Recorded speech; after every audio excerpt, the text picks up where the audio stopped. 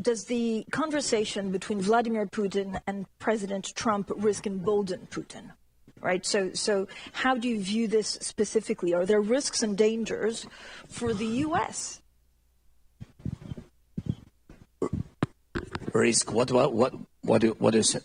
Vladimir Putin and Donald Trump have spoken on the phone. You were briefed on the conversation.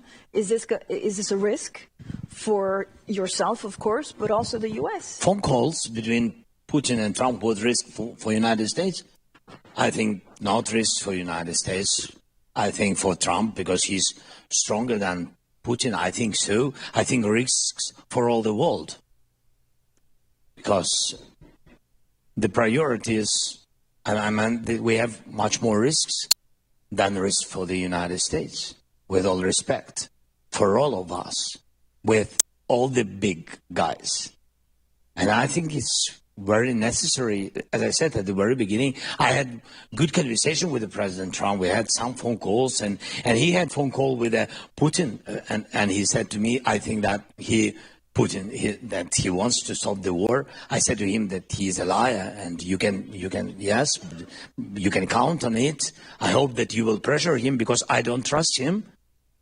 We had such conversations with Putin, direct conversation about ceasefire. So just ceasefire, we don't need just ceasefire. This is global problem.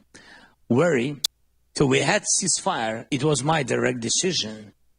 And we made a decision that it will be ceasefire and exchange all the prisoners. And he didn't change all the prisoners yet. We've been very happy. That was first step when we brought home more than 100 guys to their family. It was very necessary between us. Even because of this one reason, I had to come to France in 2019 and bring back people. But he will not just, ceasefire and that's all. That's why I said to President, yes, but I think phone calls are phone calls. Let's forget about it. I think what is very important, the meeting, not to make any decisions about Ukraine without Ukraine. This is principal position we will never accept it. And when I said that we will never accept, I'm not speaking just about me. I'm speaking about all our people, all our nation. People will not stop. We will give him pause.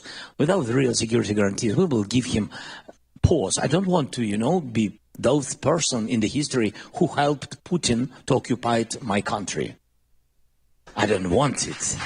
And that's why I will never do it. I will never do it. And it's very important for me to pressure Putin, put all the sanctions. I think President Trump is ready to do it. He has all this power to do it. That's why I wanted very much to come to Washington any day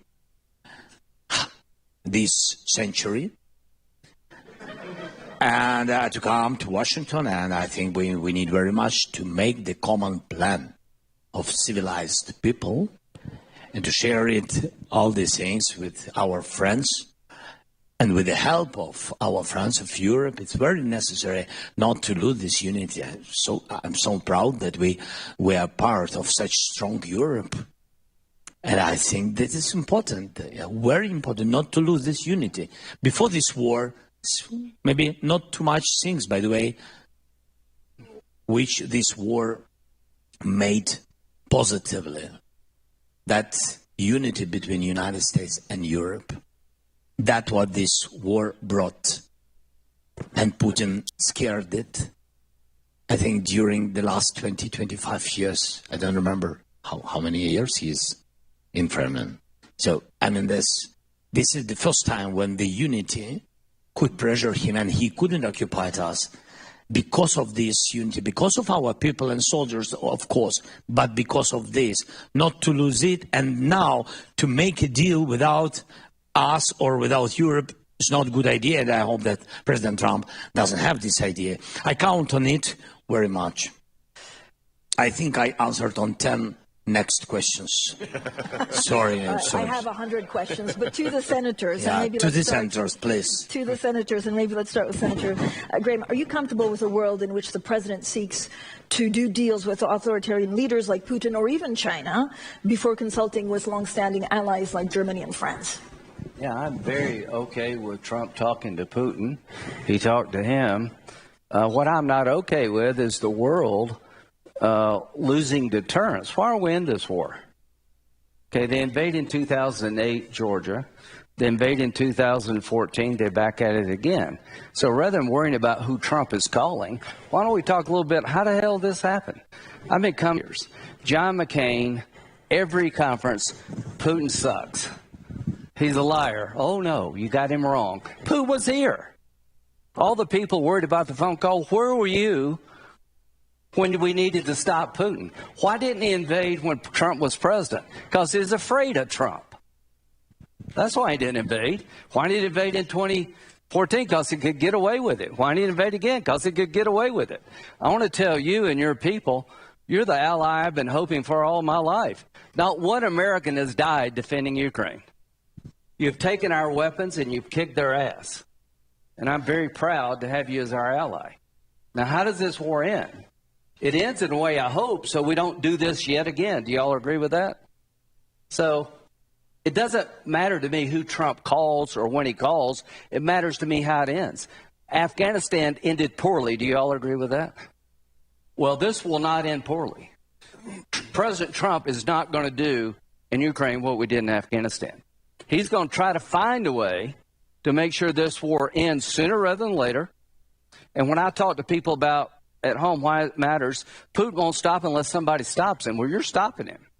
But he'll keep going unless we get the conditions right. So here's what I think is going to happen. I think he's going to find a way to end this war in a fashion that Putin would be a fool to do it again. Very quickly, how do you deter Putin? You arm this guy to the teeth. Yeah, you give him a bunch of F-16s, not a few F-16s. You give them ATACMS, you give them tanks, because they will fight. Remind me not to invade Ukraine, okay? It just doesn't work out well. So let's arm this guy. Let's do the minerals agreement so we'll have our American business interests. Putin doesn't understand what's going on. If we sign this minerals agreement, Putin is screwed because Trump will defend the deal. So the best thing that's going to happen here is he's going to do a deal with you, I hope, and he will defend America's interest. So this war is going to come to end, I hope, sooner rather than later. And it's going to come to end in a way where it won't happen again. I have every confidence in the world that Donald Trump will end this war in a way that there will be no third invasion of Ukraine. Senator, would you rule out NATO membership for Ukraine? I think NATO is ruling that out, not Donald Trump. I think there are members of NATO who are not going to let this man in. But I've got an idea. It comes from the art of the deal. If we can't agree they should be in NATO like right now, can we agree that if there's ever another invasion, the moment they invade, they go into NATO? Let Putin put them in NATO if he wants to. Think of that. If in 2014 we'd had an agreement where if there was another invasion, they would be in NATO, there would have never been an invasion in 2014. So what do I think? I think we let Putin know that if he ever does this again, they're going into NATO really quick. Senator Shaheen?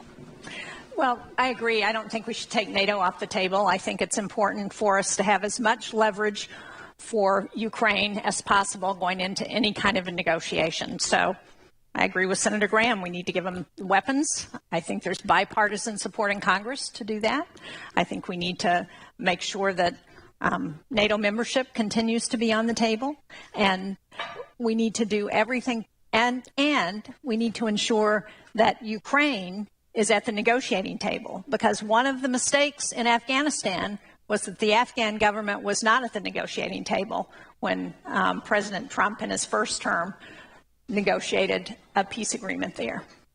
Senator Cornyn? Well, I think one mistake that Americans make sometimes is to assume that other people are just like them and don't recognize that a unique history and culture may affect the way that people like Vladimir Putin view the world. And it's clear that there's no cost-benefit analysis for Putin here because he's sacrificing hundreds of thousands of Russians on the battlefield and now North Koreans dying by the thousands.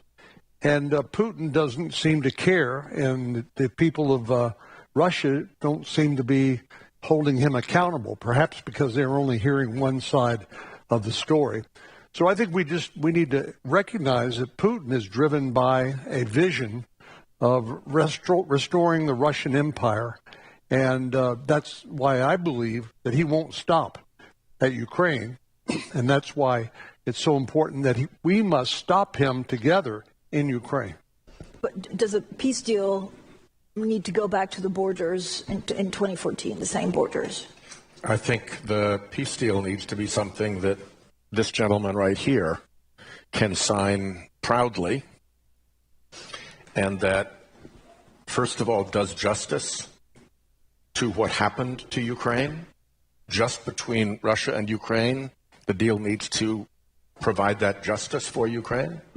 Second, it needs to be structured in such a way that it sends a message that there is no next Ukraine, that Russia does not just move on to another country to play the same script. And the third thing is we need to set it up in such a way that when China is looking at this outcome and they look over at Taiwan, they think, maybe not such a great idea. And there's one thing I feel obliged to add, because we are Codell McCain. We still keep John's name. Partly that's out of affection, but partly it's out of honoring his commitment to hold fast to the Atlantic Alliance. And what I want people here to know is that, at least for the Senate, there is strong majority, super majority, in favor of supporting Ukraine, seeing this through, making sure this does not come off as a win for Putin and embolden him further. And while you will hear, obviously, other voices, there is a strong, strong, big core of people like Dick Blumenthal, who's been in 6 times to Kiev to, battle for this. There is a very strong reservoir of determination in the Senate to see this through, and it is a bipartisan reservoir of determination.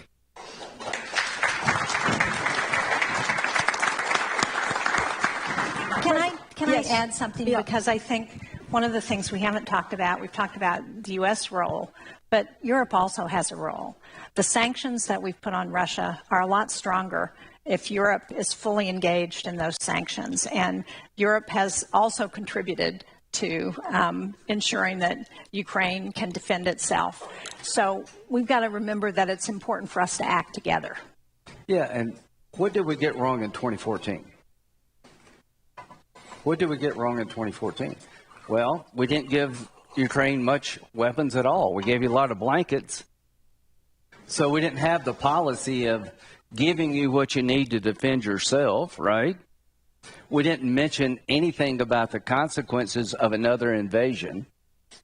We didn't seize the moment to integrate our economies by doing mineral deals. Everything we didn't do in 2014, we better do now. Including going after that shadow fleet that is keeping his money flowing in. That shadow fleet has gotten away with way too much. But President Zelensky, I mean, what we understood from President Trump is that there'll be no NATO, no U.S. troops, and Trump is happy to carve up land. So again, a reaction to what we've heard this week, and how would you sell it back home? What's been the reaction in Ukraine?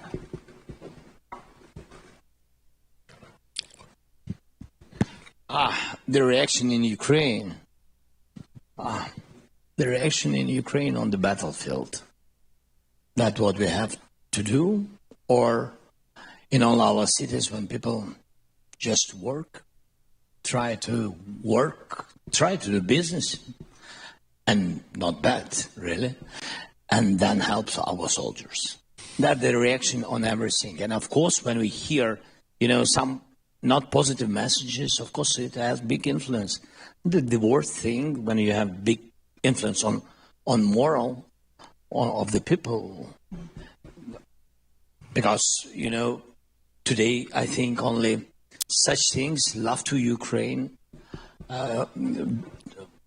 believing and trusting that we will have just peace and will that we will defend our country, and we are right. And it's fair, absolutely. And I think that's things which really hold us. But But about the NATO, I mean that I heard so many times from American side. By the way, Biden's administration and now from President Trump, I heard a lot of messages from them by phone. My first phone call with the President Biden, and my first question, will we be in NATO? He said no. And I said, we will see. And then we had more meetings, more questions, but be very honest, United States, they never saw us in NATO. They just spoke about it. But they really didn't want us in NATO. It's true. I'm not about people, and there are a lot of congressmen, yes, senators, it's true, who've been always in participation with our NATO will, but really on the level of leader of the country, on the level of president, never I heard it, but during my term, I never heard that we will be in NATO. Never. So it's not the question to Trump, to President Trump, with all respect to everybody, that's the question to the policy of the United States or of the White House. This is the policy that Ukraine is not in NATO. But it doesn't mean that we can't change this, because now we see that NATO in Europe consists of strong soldiers, mostly in Ukraine. We are not in NATO, but we really have strong army, which can really make stronger NATO everywhere. And I think this is in both interests, to have Ukraine in NATO, and both interests, in interest of Ukraine and in interest of NATO. And that's why when we speak, and we spoke with the President Biden, and we spoke with the President Trump, and especially now with the President Trump, I asked, so, okay, if it's not NATO for today, if it's not NATO, we will ask tomorrow, it doesn't matter. But if we're speaking about today, what alternatives? What you know, the alternatives? I don't know. What I see, if we don't have NATO, real NATO, we will make NATO in Ukraine. It means that we need to increase our soldiers, our army, twice. We have 110 brigades. Russia has 220 brigades, real brigades. So they are 2 times bigger than we for today. Yes, but they're increasing mobilization and training, what they're doing now. NATO, this real brigades in Europe, what can I say? The real brigades in Europe, it's about 82. Today I spoke with senators, 82 brigades, and we have 110. Even together, we are not comparable with Russian army. Even together. So we have increased together. So if we speak security guarantees, we have to find money for a bigger army for Ukraine. And also we have to find possibility how to increase production and increase army in Europe. Who knows? Maybe it's common forces. I don't know. We are ready to speak about it. We have a lot of questions from the floor. I just have one last question for Senator Graham. There's been discussion that China could or even should actually play a role in the Ukraine peace process, even as a guarantor of Russia's good faith or helping out with reconstruction.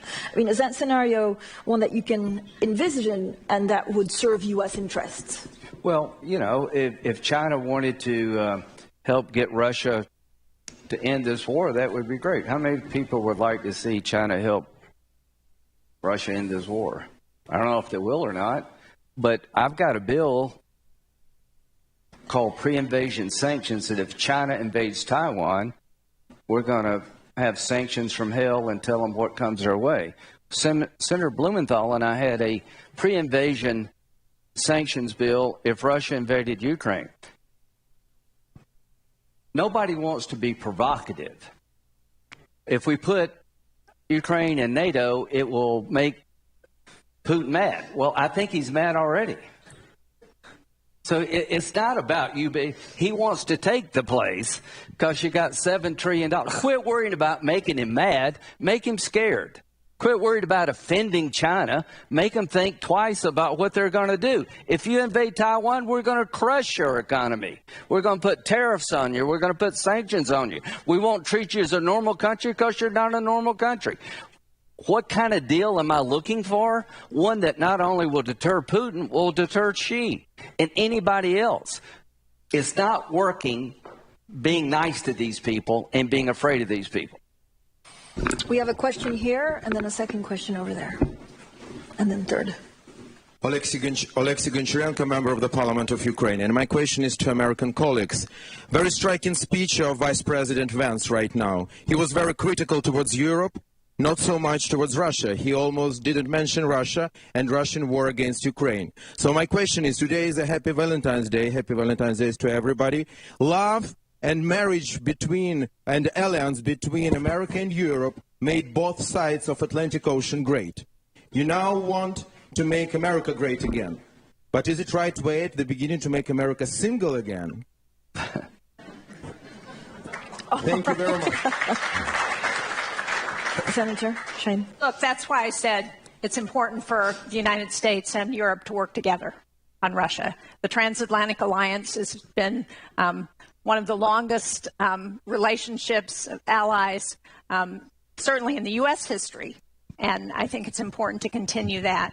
And I think Vice President Vance missed a good opportunity to point out the past relationship and why we have been successful when we've acted together. President Zelensky spoke. No, that's an applause line. Go for it. It's a ridiculous thing to applaud because he said yesterday, if Ukraine is not an independent sovereign nation, we'll sanction the hell out of Russia and maybe use the military. You must have missed that. But he needs to repeat it. It was in an interview, so maybe today would have been the right way. Another time to say yes, it. With respect to President Zelensky's comment about his need for resources and Senator Sheen's comment about the need for the U.S. and Europe to work together, one very easy way to tie all that together would be to seize Russia's frozen sovereign assets. Amen. Or, if that's too frightening, collateralize them against a massive loan to Ukraine that they then backstop if Russia doesn't make good out of reparations afterwards, and get that money flowing. I think that the bankers are frightened about it. People are frightened about what it means for the currency. But I endorse Lindsay's view that this is what do they call it? A nettle that is worth grasping. Another question. I'm from the Baltics. In the beginning, nobody wanted Baltics in NATO. And nobody had even defense plans. We had no troops. Now we have it all. And it was legendary Senator McCain who started that campaign. So, Senator Graham, if you represent that group, you know, we have many Lithuanians, many Ukrainians, many Poles. We have Central and Eastern European coalition, 25 million American citizens of our descent. We will vote for you. Do it what you did for us. Make Ukraine NATO member. Well, yeah.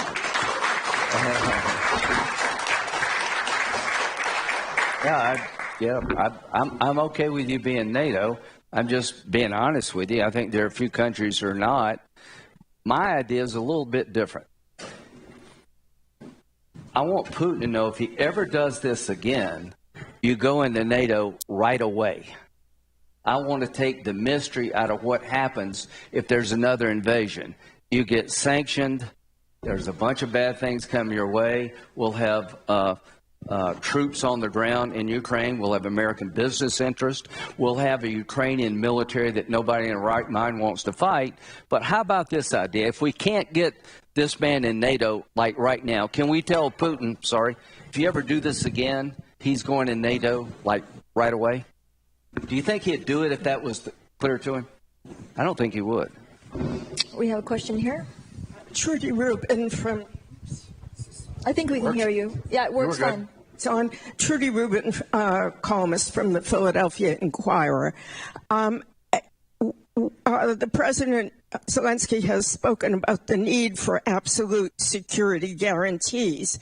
But from the president's tweets and statements on the phone call and what Secretary Hegseth said, the only security that the U.S. will consider is European troops outside of NATO with no U.S. backup. So I would like to ask the president, would you need U.S. backup for any European force? And I'd like to ask the senators, especially Senator Graham, would you support U.S. backup for any European force, and would it have to be also backed up by NATO? Let's start from Lindsay. This question, I think, important your position. I don't speak good English. I've been telling you what I support, that if he invades again, they go into NATO. That means we all fight. President Zelensky. Okay, we spoke about continuing too much, a lot of times. Beginning with, this proposition from the European friends, from Emmanuel. We spoke about it with Emmanuel, with Starmer, with other leaders. I spoke about it with Emmanuel, with President Trump, with President Macron, and with me. Yes, three of us, during our common visit to Paris. So we spoke about it a lot of times. First of all, I think that the United States need to be together with Europe supporting Ukraine. That's why it's a message to Putin. It's politically, not even with army, not because of the number of the troops. Politically, it's very important to stay together. And when it's security guarantees from the United States and Europe, it have to be together.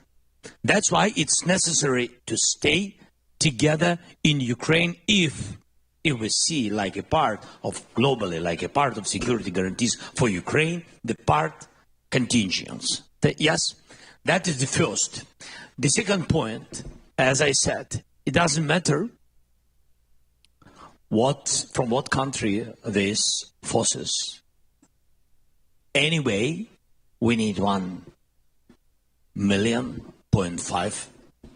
army if we are not in NATO.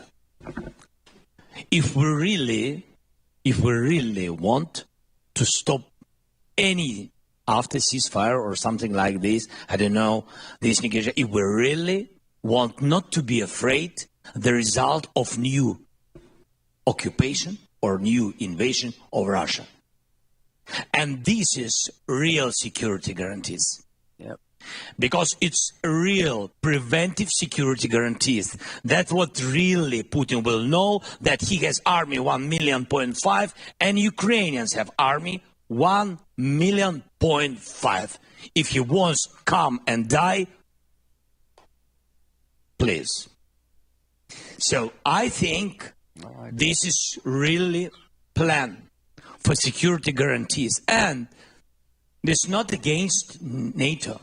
It's very supportive. Yes, you are not in NATO, but I think everybody will want after this, in some period of time, if it's not available for today for us, yes, to have such big army in NATO.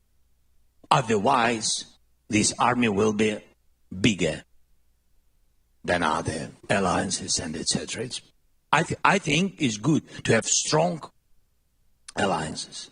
So that is my point of view. And of course, really between us, our soldiers already did their homework, where the troops of concrete country, and I didn't share it with countries, it's just our view, because we know what's going on our territory, where we really need additional forces. So we already have the map with the number and kind forces of our partners where they have to stay. So we are ready, as I said, we are ready for any kind of decisions, positive decisions. I mean, any kind of format of meetings. Let's do it. Not to find the date. Yeah. Thank you. Okay, thank you. We have a question at the back. I think I only have time for 2 more questions. So one there, and then the gentleman there that's been waiting for a long time. Yeah. I think it should be on. 2 questions to you, Mr. President Zelensky. Barack Ravid from Axios in the U.S. you had the call with President Trump, and he even gave you his personal number at the end of the call, which was a nice gesture. But did you feel, or do you Don't feel? Give him yours; he'll let it out. Yeah. Do you feel that other than that gesture, President Trump doesn't need security guarantees? Do you feel that President Trump is really committed? Like the commitment we heard from, for example, from Senator Graham to Ukraine? Or are you concerned that at a certain point he can change course and leave you out to dry? And the second question, President Trump said yesterday that there are going to be talks in Saudi Arabia next week between senior officials from Russia, Russia, U.S., and Ukraine. Can you clarify if that's taking place? Yeah, thank you so much. I never saw your face. I always heard about Axios, that you always, after my phone calls with some leaders, you know what's going on. What was during my phone calls? No, I know it, really. The information, where you have your information, where you get this information? Huh?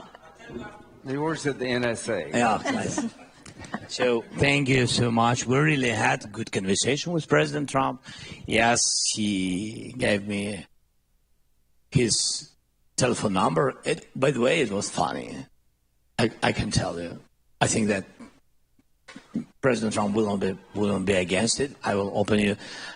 I said to him that this idea with the date to come to you, I said to him, without date, I said to him, I think it's genius. You want to call him now?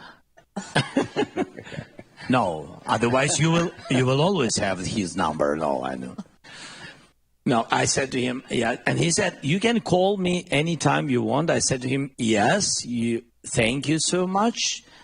But previous time you said me that you can call me directly anytime and didn't give me your phone number.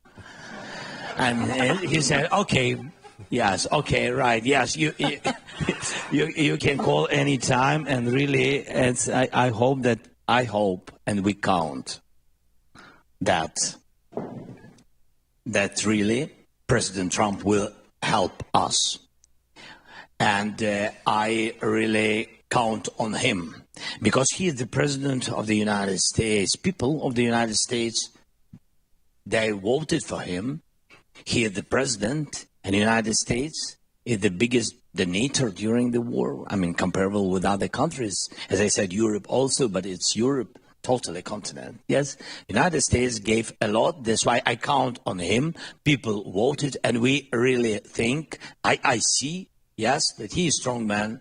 And if he will choose our side, and if he will not be in the middle, I think he will,